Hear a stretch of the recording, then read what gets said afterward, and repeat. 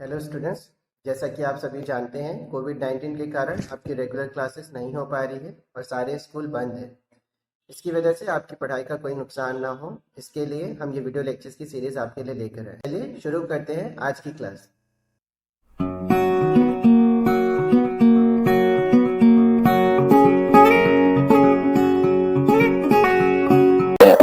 तो आज हम लोग देखते हैं कुछ प्रॉब्लम्स, जिन प्रॉब्लम्स के लिए हम फंक्शन को डिक्लेयर करेंगे। ठीक है, तो पहला फंक्शन है आपका write a function to read an integer and print its multiplication table. हमने ये प्रोग्राम व्हाइल में बनाए हुए हैं, फॉर लूप में जब हम लोग लूप पढ़ रहे थे तब। आज हम इसके लिए फंक्शन बनाएंगे।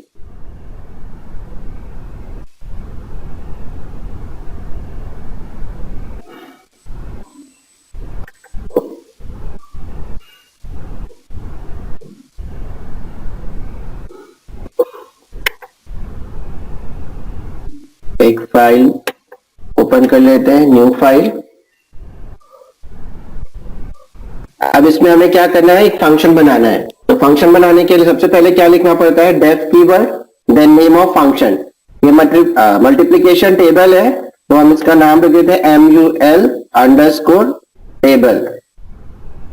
इसमें एक आर्ग्यूमेंट चाहिए जिसकी टेबल हम प्रिंट करेंगे, तो हमने लिखा हुआ आर्ग्यूमेंट n:। इसके बाद क्या प्रिंट कराना है वो, तो n का टेबल हमें कैलकुलेट करना है। तो टेबल के लिए क्या करना पड़ेगा, फॉर I इन रेंज 1 से लेकर 11 colon print n into I।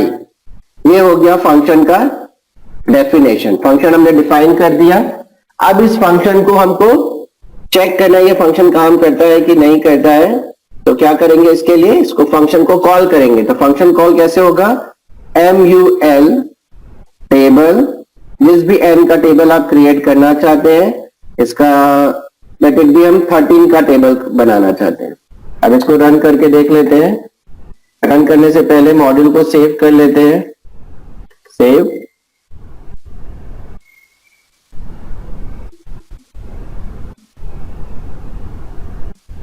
Multiplication table run कर लेते हैं।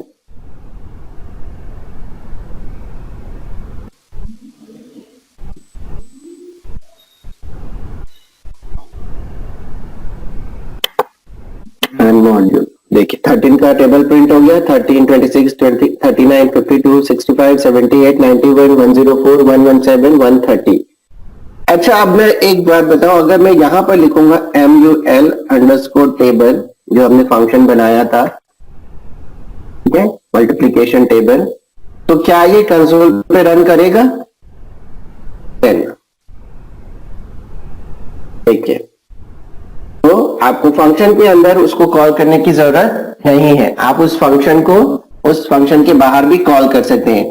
कंडीशन सिर्फ इतना है कि जो फंक्शन आप कॉल कर रहे हैं वो आपके पाइथन के डिफॉल्ट सेव जो फोल्डर है उसी में सेव हो, जो आप बाय डिफॉल्ट सेव करते जाते हैं। अगर उसमें आपका वो फंक्शन है तो वो फंक्शन वो सीधे क्या कर लेगा, कॉल कर लेगा। टेबल 19। ठीक है, नेक्स्ट प्रोग्राम देखते हैं। Write a function to find factorial of a number. इसके लिए एक फंक्शन क्रिएट कर लेते हैं, न्यू डेफ फैक्ट1। यहां पर भी n लगेगा जिसका फैक्टोरियल कैलकुलेट करना है। फैक्टोरियल कैलकुलेट कैसे करेंगे, for I in range 1 to n plus 1, फिर f कैलकुलेट कर लेते हैं, f इंटू I। अब यहां पर हम रिटर्न करते हैं, रिटर्न f। यहां पर f को इनिशियलाइज करना पड़ेगा 1 से। File save as फैक्ट1,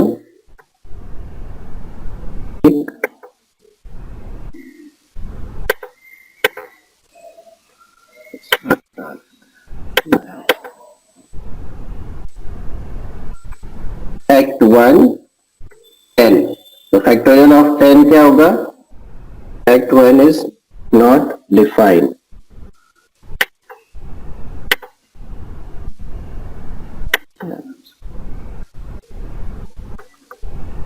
fact 1 10।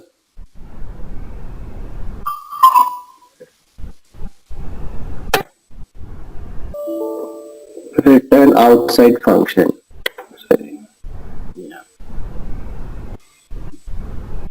Run module. इसको रन नहीं किया था अपन ने ना, इसलिए। अब देखो फैक्टोरियल 1 फैक्ट 1 10।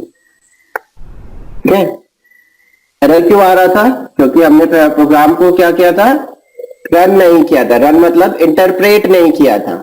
वो इंटरप्रेट होगा पहले, उसके बाद ही वो क्या होगा? रन होगा। ठीक। अब आप जिस भी नंबर का निकालना चाहते हैं उस नंबर का निकाल लीजिए फैक्ट 5। ठीक। नेक्स्ट क्वेश्चन है आपका, write the function to print Fibonacci series up to n terms. ठीक है। फिबोनाची के लिए एक और फंक्शन बना लेते हैं, डेफ फिबो n टर्म तक चाहिए, तो ये हो गया n। First comma second equals to 1 comma 1 ले लेते हैं ताकि शुरू यहीं से हो। Then for i in range, अब इस बार 2 एलिमेंट पहले से है तो 3 से शुरू करेंगे, 3 से n+1 एलिमेंट तक। ठीक है। इसमें प्रिंट कर लेते हैं, प्रिंट f कॉमा s, ताकि f और s की वैल्यू भी प्रिंट हो। यहाँ पर एक स्पेस भी कर लेते हैं ताकि दोनों के बीच में क्या हो, डिफरेंस समझ में। प्रिंट f प्लस s, फिर स्पेस, ताकि हर बार स्पेस आए थोड़ा सा उसमें।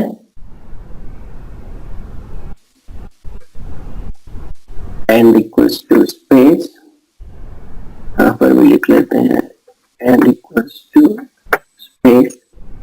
अब थर्ड वैल्यू कैलकुलेट हो गई तो उसको क्या करेंगे? चेंज कर देंगे। तो फर्स्ट में फर्स्ट f कॉमा s हो जाएगा s comma f plus s। Second value first element में चली जाएगी और फर्स्ट और सेकेंड का सम सेकेंड में। ठीक है। 5 सेव फिबो तो रन कर लेते हैं ताकि कंप्यूट हो जाए। ठीक। फिबो 10 दिखा रहे हैं, fibo for i in range n+i, गलत हो गया ना, n+1 होगा।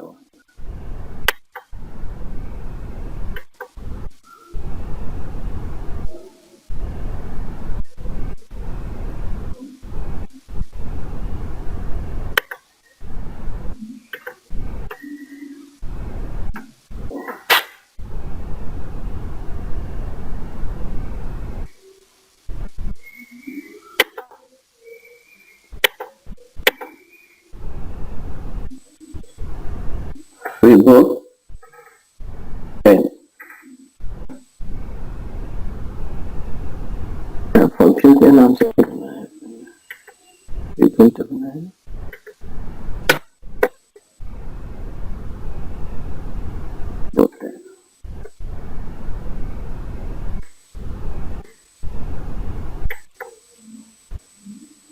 ठीक है। 1 1 2 3 5 8 13 21 34 55।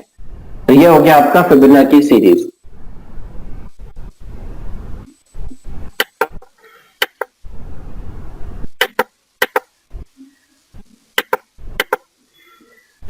Next problem, write a function to calculate the square of first n natural numbers. Calculate the square of first n natural numbers. तो जब आप n नेचुरल नंबर उसमें डालेंगे तो क्या होना चाहिए? उनके सबके स्क्वायर प्रिंट होने चाहिए। डेफ स्क्वायर एन लिख लेते हैं इसको और यहां पर एन पास कर लेते हैं। Print N into for I in range 1, n plus 1 print I into I या I पावर 2 भी लिख सकते हैं आप। यहां पर कॉल कर लेते हैं SQRN। सपोज मुझे फर्स्ट 10 नेचुरल नंबर्स के स्क्वायर चाहिए। File save square of n natural numbers, run। देखो square of first n natural number आ गया। अब ये सब फंक्शन बनाने की जरूरत क्यों है? ये सब फंक्शन बनाने की जरूरत इसलिए है ताकि जब आपको नेक्स्ट टाइम किसी चीज की जरूरत पड़े तो आप उन फंक्शंस को क्या कर सके, यूज कर सके। जैसे कि नेक्स्ट प्रॉब्लम देखिए, write a function to calculate e to the power x up to n terms. और e to the power x का फॉर्मूला क्या होता है?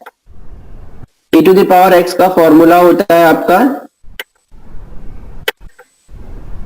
e to the power x is equals to 1 plus x का square divide by factorial 2 plus x cube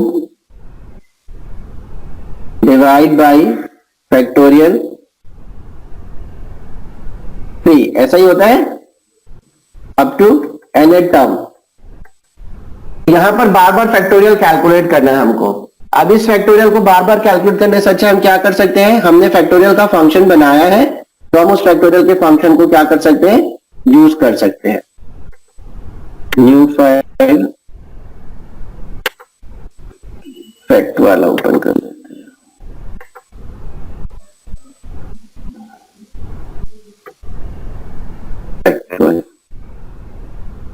ये fact one हमने बनाया हुआ है। अब इसी में हम एक्सपोनेंट की वैल्यू कैलकुलेट करते हैं। तो def px up to nth term और I in range 1, n plus 1, ठीक है। और इसको क्या करना है, एड ऑन करते जाना है। इसमें x, n होगा क्योंकि x की वैल्यू भी चाहिए कि e टू दी पावर कितना आपको निकालना है, ठीक है। अब रिजल्ट इज इक्वल टू क्या हो जाएगा, रिजल्ट प्लस x को ब्रैकेट में लिख लेते हैं, x to the power I divide by 1 I। और रिजल्ट को यहां पर क्या कर लेते हैं, इनिशियलाइज कर देते हैं 0 से। और ये पूरा होने के बाद क्या हो, यहां पर हम रिटर्न नहीं कर रहे, प्रिंट करा लेते हैं सीधे सीधे। हम रिटर्न भी करा सकते हैं result.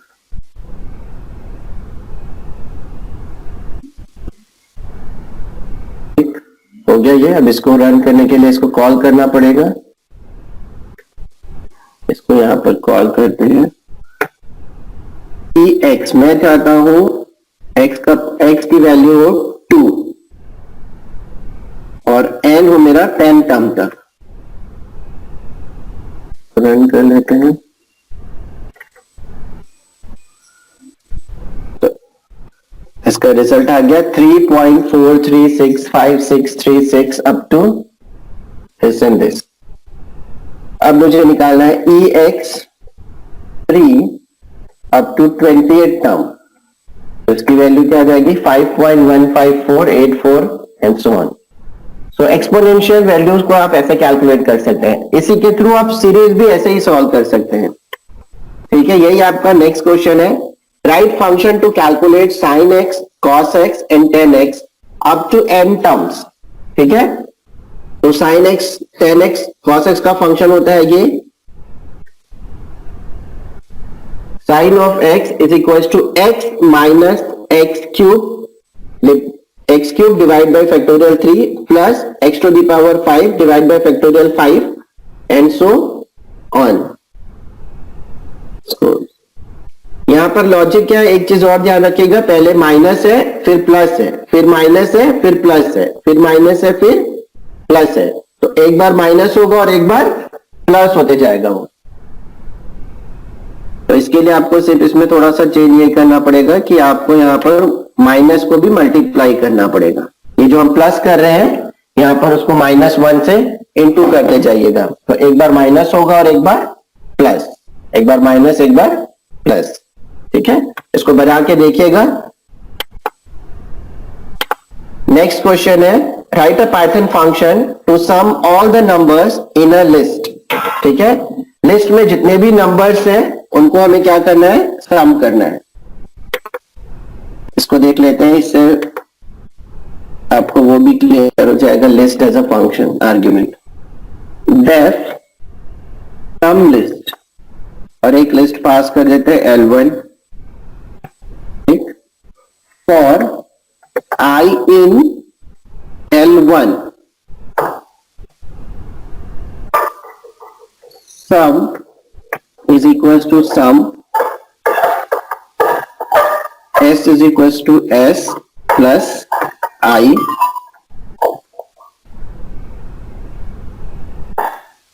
print S।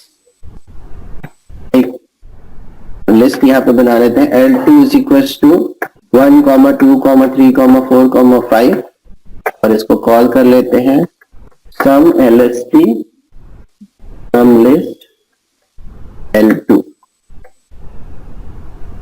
and save as sum list and क्या लिखा रहा है,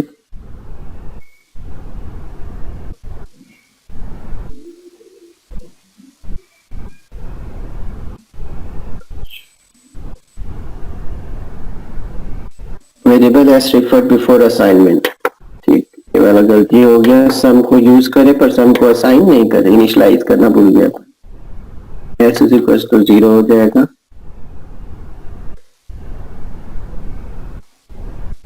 ठीक है, नीचे आ गया, इसको एक बार फिर से रन करना है। ठीक, अब एक और लिस्ट बना लेते हैं, या सम लिस्ट, यहां पर मैं एक लिस्ट पास करता हूं 11, 12, 13, 14, 15। इसका रिजल्ट आ रहा है 65। नेक्स्ट क्वेश्चन है आपका, write a Python function to multiply all the numbers in a list. तो सेम चीज, सम की जगह क्या हो जाएगा, मल्टीप्लाई, इनटू कर देंगे तो हो जाएगा। Write a Python function that accepts a string and calculate the number of uppercase letters and lowercase letters। तो uppercase letter और lowercase letter कैसे बनाएंगे, सबसे पहले आपको करना वही चीज है, पहले हम क्या करेंगे, एक स्ट्रिंग पास करेंगे, तो डेफ हम नाम रखते हैं काउंट अपर लोअर, और यहां पर एक स्ट्रिंग पास कर देते हैं। अब यहां पे काउंट है तो upper count UC is equal to 0 और lower count is equal to 0 कर लेते हैं, ये हो गया। इसके बाद फॉर I in रेंज और I in str, if I if I dot is upper तो क्या हो जाएगा, upper count is equal to upper count plus 1 if I dot is lower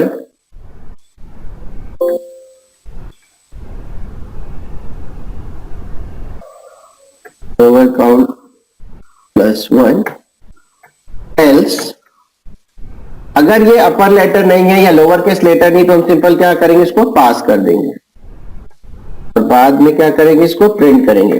print upper case count is equal to UC comma lower case count LC. ऐसे ही अगर आपको programme में बोलता है कि अपर केस कितने हैं, लोअर केस कितने हैं और डिजिट कितने हैं, तो क्या हो जाएगा, एक और एलिफ आ जाएगा, I dot is digit is number, ठीक, 5 7 काउंट अपर लोअर, ठीक। अब यहां पर हम एक इसको रन कर लेते हैं, तो ये मॉड्यूल रन हो गया। अब काउंट अप लो, यही था फंक्शन का नेम हमारे, count up low.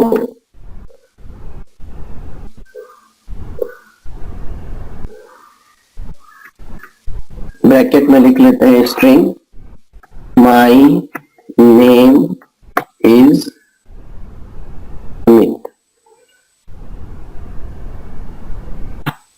upper case count 8 and lower case count 4.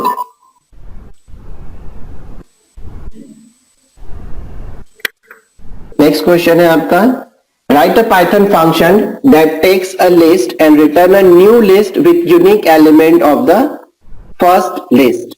Unique element मतलब उस लिस्ट में जो जो एलिमेंट है वो सिर्फ एक बार आपकी नई लिस्ट में आएंगे।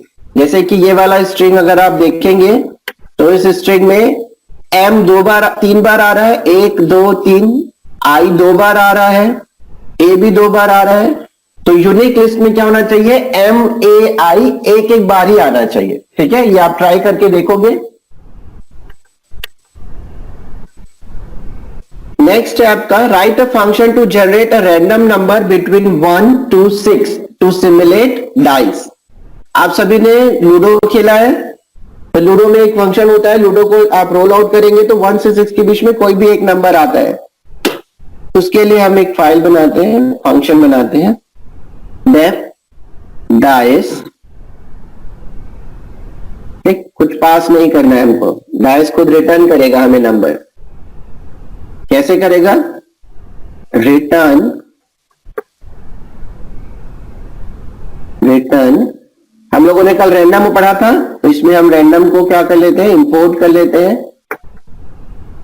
इंपोर्ट रैंडम मॉड्यूल, तो रिटर्न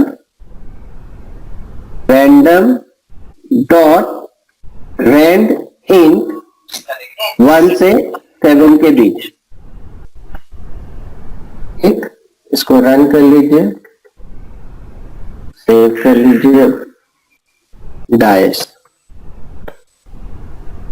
ठीक। अब इसको रन करते हैं, डाइस, और फिर से एक बार रन करते हैं, डाइस 5, डाइस 6, डाइस 3, आ रहा है random number. So this is how your ludo work.